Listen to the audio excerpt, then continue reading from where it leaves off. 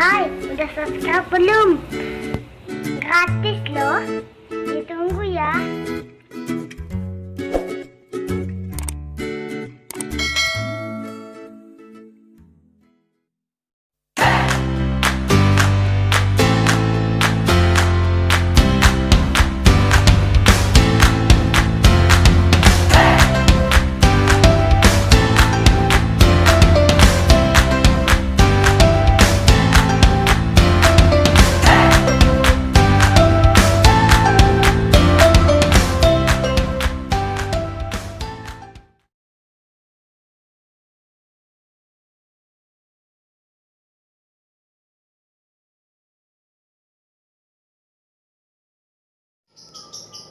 Bulan Madu, bagian 3, bab 675. Aku mencintaimu. Kata-kata ini memang sangat simpel. Banyak orang bisa dengan santai mengucapkannya. Tapi untuk Carson, kata-kata ini seperti ribuan emas. Sampai hari ini, dia belum pernah mengatakannya langsung pada Arila. Tapi kadang-kadang Carson mendengar obrolan sekretaris di kantornya. Kalau ngomong tentang suka pada seseorang, maka harus mengutarakannya pada orang itu. Kalau tidak mengatakan, aku mencintaimu, pada orang tersebut, orang itu mungkin seumur hidupnya tidak akan tahu tentang perasaan kita. Secara tidak sengaja mendengar perbincangan sekretarisnya itu, Carson terus berpikir, Arila sebenarnya tahu tidak kalau dia mencintainya. Kadang-kadang Arila sangat cerdas.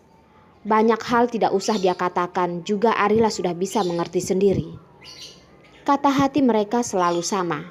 Tapi dalam masalah percintaan ini, Carson tidak tahu apakah dia mengerti. Tidak tahu apakah dia benar-benar mengerti maksud hatinya. Setelah berpikir lama, akhirnya Carson memutuskan untuk memberitahunya. Tetapi untuk mengatakan kata-kata yang begitu simpel itu sangat susah untuknya. Jadi ia terpikir cara ini untuk mengatakannya pada Arila. Benar, Carson merasa cara ini sangat bagus. Bahkan dia memasang ekspresinya yang sedikit puas. Tetapi ia menundukkan kepalanya dan melihat Arila sedang mengusap air matanya. Carson pun menjadi khawatir, lalu bertanya, Arila, ada apa? Tadi masih baik-baik saja. Sekarang, kenapa tiba-tiba menangis? Jangan-jangan dia ada buat kesalahan. Carson, aku benci sama kamu.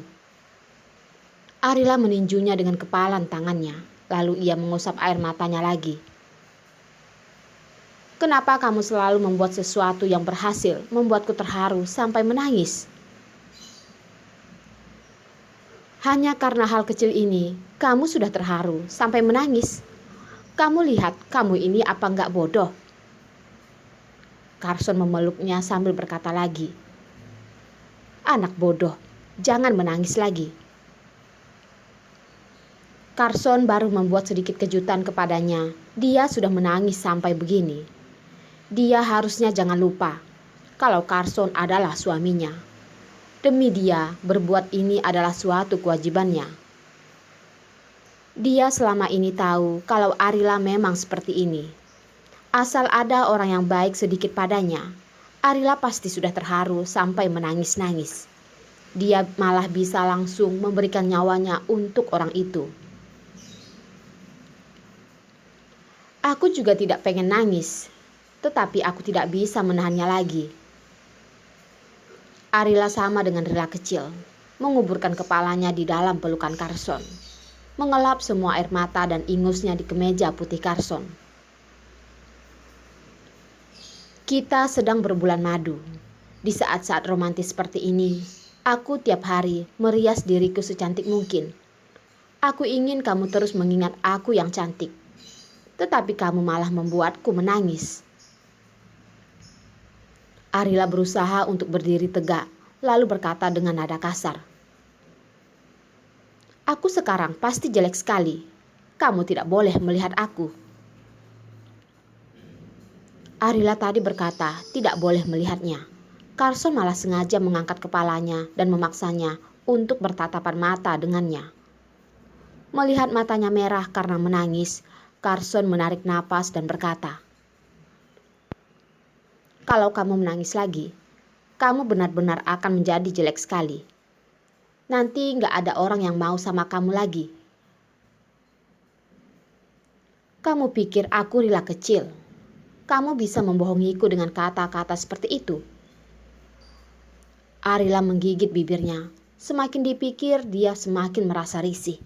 Lalu dia bertanya, "Di mananya yang jelek?" Nangis sampai matanya sudah bengkak. Air matanya di seluruh wajahnya. "Kamu masih mau bilang kamu tidak jelek?" Mengatakannya jelek, tetapi ia sama sekali tidak membuatnya sedih. Arila mengusap air matanya dengan perasaan sedih dan berkata, "Jelek-jelek begini, aku juga istrimu. Istri yang kamu nikahi dengan formal. Seluruh dunia juga sudah tahu. Carson, aku beritahu kamu. Seumur hidup ini aku akan menopang padamu. Kau tidak ada alasan untuk meninggalkanku." Kali ini sepertinya tidak sembarangan bicara lagi. Carson sambil tertawa berkata, "Kamu adalah istriku. Di dalam mataku, kamu selamanya adalah yang paling cantik. Ya, ini adalah keuntungan dari pernikahan. Bisa membuat wanita yang bingung-bingung ini bisa merasa bangga. Dia adalah istriku." Arila adalah istrinya. Kata Arila ini sudah sederhana sampai tidak bisa disederhanakan lagi. Setiap kali memikirkan nama ini, hati Carson pun mulai terasa hangat. "Tapi selama ini, kamu tidak pernah memujiku cantik." Selama ini orang yang memuji Arila cantik juga tidak sedikit. Tapi ia paling ingin mendengar pujian dari suaminya. "Tadi, aku bukannya sudah bilang?" Tadi dia cuma mengatakannya begitu saja. Sekarang mau dia serius, dia malah tidak mau mengatakannya lagi. "Kamu bilang atau tidak?" Arila meniru cara Carson. Mengikuti cara ini, ia biasa mengancamnya. Tetapi ia malah bukan mengancam Carson, malah jatuh ke dalam pelukannya. Carson memeluknya, menggenggam tangannya, mengarahkan tangannya ke arah bawah dan dengan nada kecil mengatakan, "Kamu coba merabanya, dialah yang paling cantik." "Dasar bajingan." Arila memarahinya. Dia ingin mengembalikan tangannya, tetapi tangannya malah digenggam erat oleh Carson. "Arila, malam kita pergi ke kamar gua itu. Harusnya sudah mau diganti malam ini." "Carson, kita masih belum makan malam." Suara Arila semakin lama semakin kecil. Di akhir kalimatnya hanya terdengar suara samar-samar.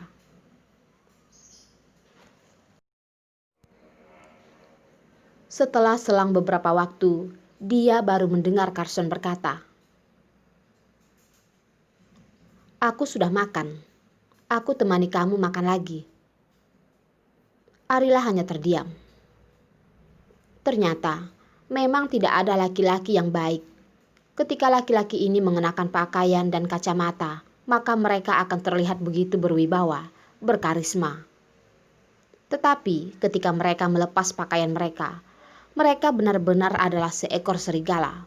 Serigala lapar. Kemarin dia terus menunggu Carson. Lalu ketika Arila terbangun, matahari sudah terang. Berpikir untuk berbulan madu, tetapi mereka malah tertidur di hotel. Arila merasa marah, lalu dia menggigit Carson dengan keras. Tetapi laki-laki yang kemarin malam begitu mengeluarkan energinya tetap seperti biasanya. Pagi-pagi ia sudah berpakaian dengan rapi dan duduk di sebelah jendela sambil membaca koran.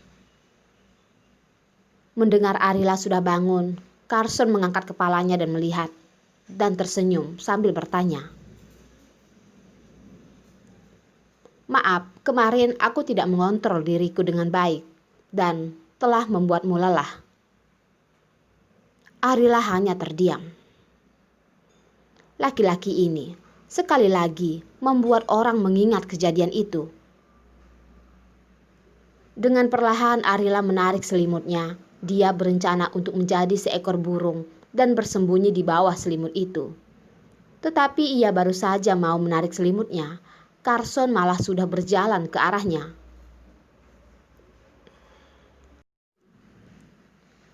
Mana yang gak enakan? Carson duduk di samping tempat tidurnya. Di dalam suaranya seperti ada maksud lain, lalu berubah menjadi khawatir. Arila membalikkan badannya dan tidak memperdulikannya. Carson langsung merabanya. Arila langsung menghentikan tangannya.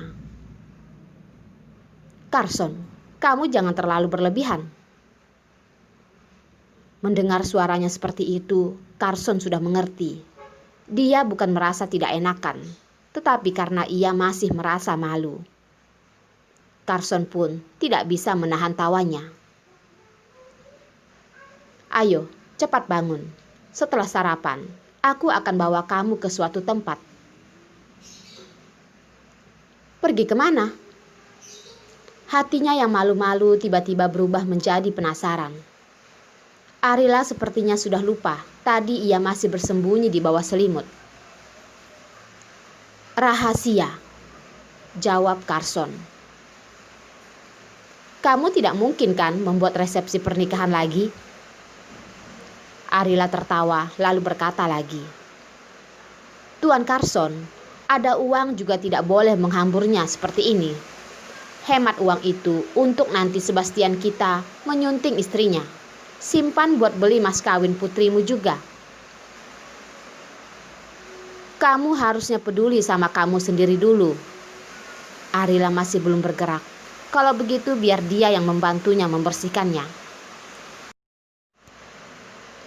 Pada saat siang hari keluar dari kamar, kedua kaki Arila lemas sampai tidak bisa berjalan lagi.